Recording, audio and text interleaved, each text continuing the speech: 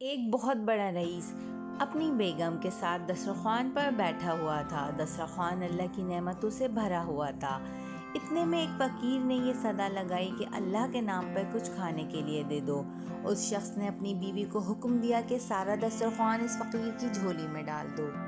عورت نے حکم کی تعمیل کی۔ جس وقت اس نے اس فقیر کا چہرہ دیکھا تو دھاڑے مار مار کر رونے لگی۔ اس کے شوہر نے اس سے پوچھا، بیگم آپ کو ہوا کیا ہے؟ اس نے بتلایا کہ جو شخص فقیر بن کر ہمارے گھر پہ دستک دے رہا تھا وہ چند سال پہلے اس دنیا کا سب سے بڑا مالدار اور ہماری اس کوٹھی کا مالک اور میرا سابق شوہر تھا۔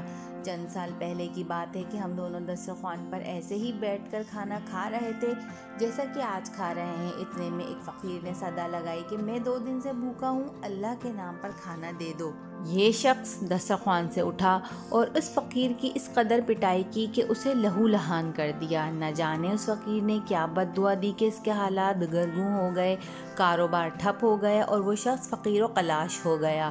اس نے مجھے بھی طلاق دے دی۔ اس کے چند سال گزرنے کے بعد میں آپ کی زوجیت میں آ گئی۔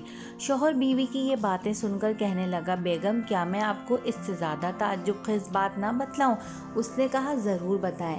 کہنے لگا، جس فقیر کی آپ کے سابق شوہر نے پٹائی کی تھی وہ دوسرا نہیں بلکہ میں ہی تھا۔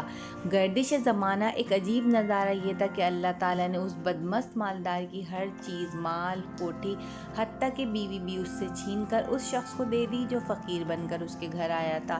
چند سال بعد پھر اللہ تعالیٰ اس شخص کو بھی فقیر بنا کر اسی کے در پر لے آیا۔ تو کبھی کسی کی مجبوری پر اس کو ذلیل نہ کریں۔ ویڈیو اچھی لگی ہو تو چینل کو سبسکرائب کیجیے۔